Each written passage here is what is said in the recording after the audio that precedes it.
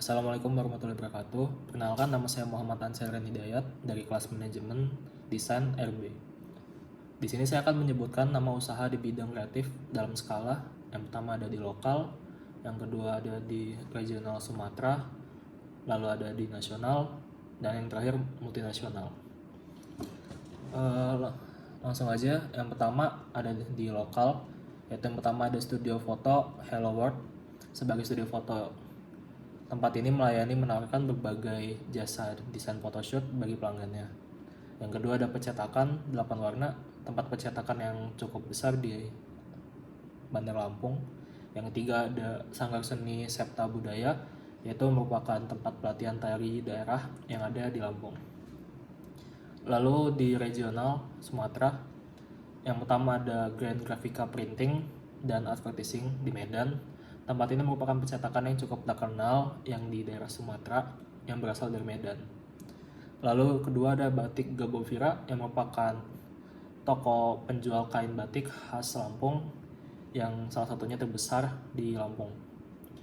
Lalu ada Kompas Production, yaitu rumah produksi asal Sumatera Utara. Yang terakhir ada PAP Animation, studio animasi yang berasal dari kota Padang yang cukup terkenal. Lalu yang ketiga ada di nasional, yang pertama ada di Otomedia, yaitu merupakan agensi iklan yang menjadikan bus-bus Damri sebagai media untuk beriklan.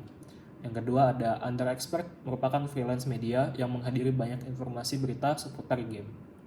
Yang ketiga ada Digital Happiness, yaitu merupakan studio game yang sangat terkenal di Indonesia karena kesuksesannya di dalam game Dreadout. Yang keempat ada Tempo. Tempo merupakan agensi periklanan dan berita yang menyajikan berita-berita yang cukup akurat dengan media digital dan koran. Yang kelima ada PT Sri Rezeki Isman Tbk atau Stritex, merupakan perusahaan tekstil terbesar di Indonesia, bahkan hingga Asia Tenggara. Yang keenam ada Kompasiana. Kompasiana merupakan agensi periklanan dan koran digital salah satu terbesar di Indonesia. Yang ketujuh ada Gramedia. Gramedia merupakan toko yang menjual peralatan seni dan berbagai buku terbesar di Indonesia. Yang terakhir, yang ke-8 ada MSV Picture.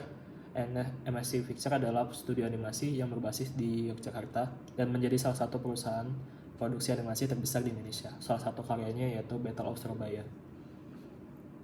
Yang ke-9 ada Bukalapak. Bukalapak merupakan salah satu situs penjualan online terbesar di Indonesia dan karya anak bangsa. Yang ke-10 ada Penerbit Haru. Penerbit Haru merupakan penerbit yang menerbitkan berbagai novel yang terkenal di Indonesia. Lalu ada di multinasional. Yang pertama Ufotable. Ufotable merupakan salah satu studio animasi terbaik yang berdiri di Jepang. Salah satu karyanya adalah Kimetsu no Yaiba Entertainment District. Yang kedua ada Peter McKinnon. Peter McKinnon merupakan freelancer fotografi dan sinematografi yang cukup terkenal di YouTube.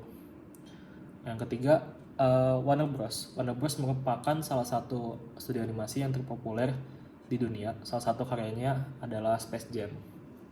Yang keempat ada BBC News. BBC News merupakan divisi berita dari BBC yang menyiarkan di TV di Amerika yang menyebarkan banyak berita-berita yang baru yang sangat-sangat. Yang kelima ada OpenSea. OpenSea merupakan situs penjualan NFT yang berbasis biaya admin dan merupakan salah satu yang terbesar di dunia. Yang keenam ada Louis Vuitton atau LV, sebuah perusahaan barang mewah dan rumah mode asal Prancis yang sangat terkenal di dunia. Yang ketujuh ada Nintendo. Nintendo merupakan studio game yang terkenal dan berdiri di Jepang. Yang ke-8 ada Sony Pictures Studio. Sony Pictures Studio merupakan studio film terbesar yang terletak di Culver City, California. Yang ke-9 ada Sui Ishida. Sui Ishida merupakan freelancer komikus asal Jepang yang terkenal karena serial fantasi gelapnya Tokyo Ghoul. Yang ke-10 ada Winsor & Newton. Winsor & Newton adalah sebuah perusahaan manufaktur yang berpusat di London. Perusahaan ini memproduksi berbagai macam produksi seperti cat akrilik, cat minyak, kuas, kanvas, dan lain-lain.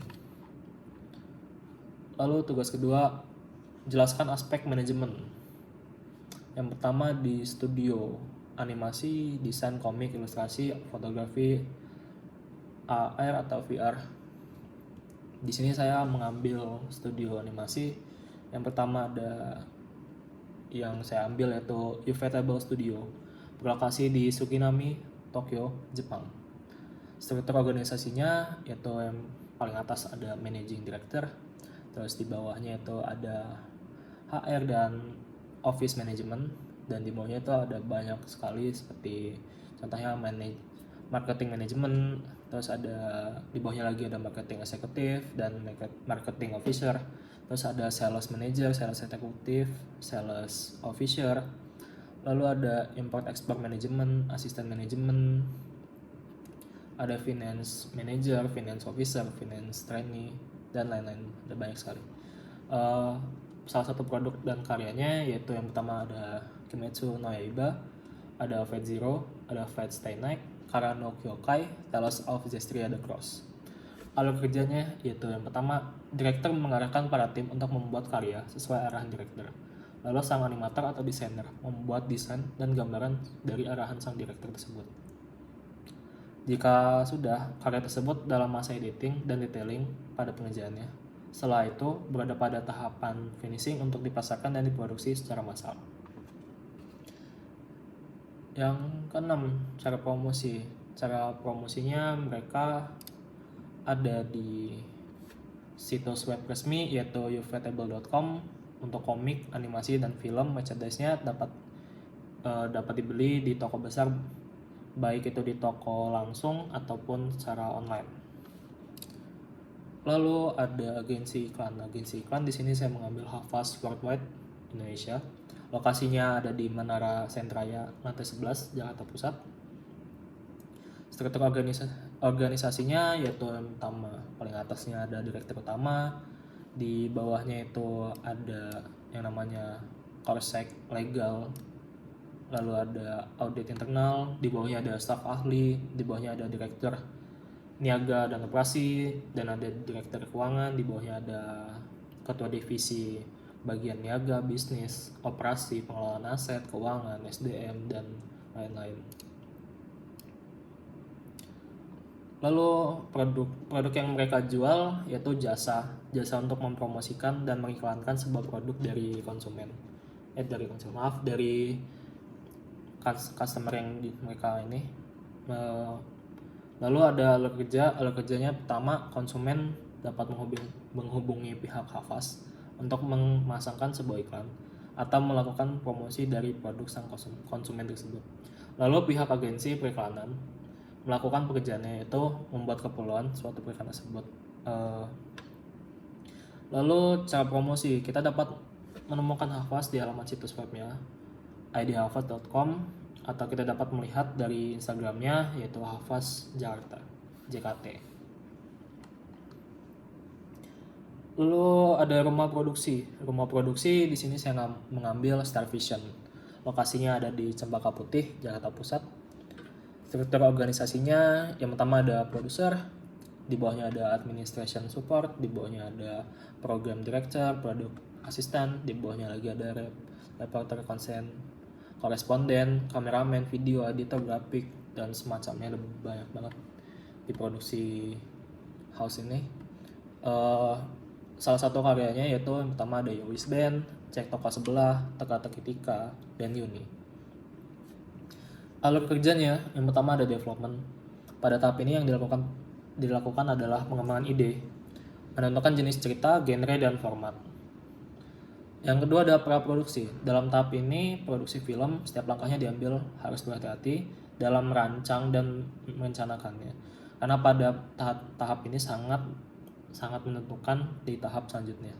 Yang ketiga ada produksi. Produksi ini tahap yang dimana semua materi yang sudah direncanakan, yang ada di dua tahap sebelumnya yang masih mentah, lalu diproses, diproduksi di bagian ini, dan semua akan dilanjutkan di pasca produksi. Di pasca produksi ini ada tahap rekaman yang dilakukan, hasil rekaman itu dilakukan editing, terus ada penataan suara, penambahan efek, scoring musik, color grading, dan semacamnya. Lalu yang terakhir itu distribusi. Distribusi ini tahap produksi film yang paling akhir, di mana film akan disalurkan untuk menonton, ditayangkan di bioskop-bioskop ataupun di situs-situs nonton seperti iFlix, Netflix, dan semacam-macamnya. Cara promosi Starvision kita dapat jumpai melalui halaman webnya yaitu clickstarvision.com dan Instagramnya yaitu Starvision Plus. Lalu percetakan, ini merupakan percetakan saya sendiri yaitu yang berlokasi di Bandar Lampung. Struktur organisasinya itu ada direktur atau saya sendiri, lalu di bawahnya ada bagian keuangan dan administrasi yaitu ibu saya, bagian pemasaran salah satunya ada saya.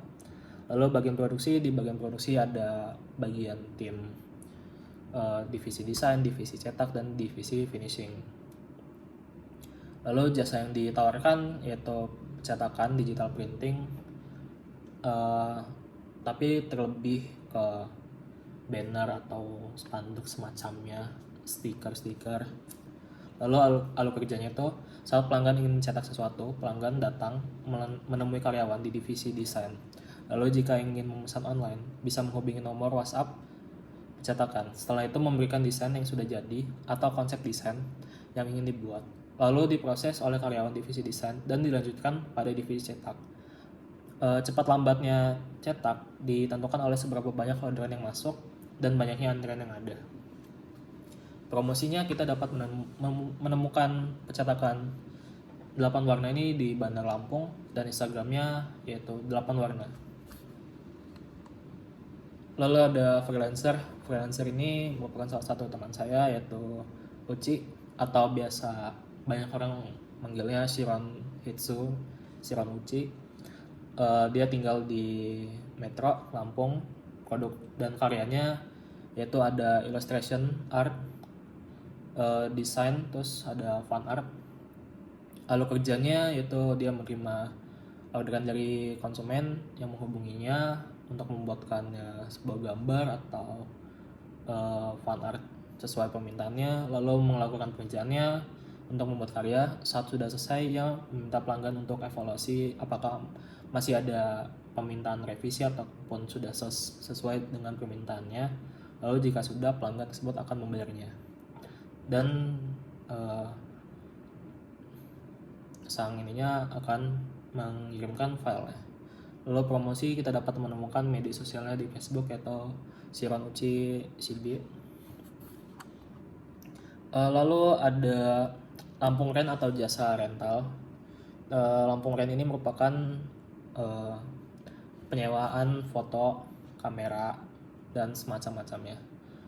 Lampungrent.com, lokasi di Bandar Lampung. Produk yang mereka tawarkan ada menyewa peralatan foto dan video seperti kamera, lensa, stabilizer, memory card, baterai, dan lain-lain. Alur kerjanya itu pelanggan yang memerlukan peralatan kamera dapat meminjamkan di tempat ini. Caranya juga cukup mudah, hanya dengan memberikan data diri seperti KTP dan semacam-macamnya. Lalu kita bayar uang muka, DP ataupun full, lalu kita bisa menyewanya selama waktu yang ditentukan.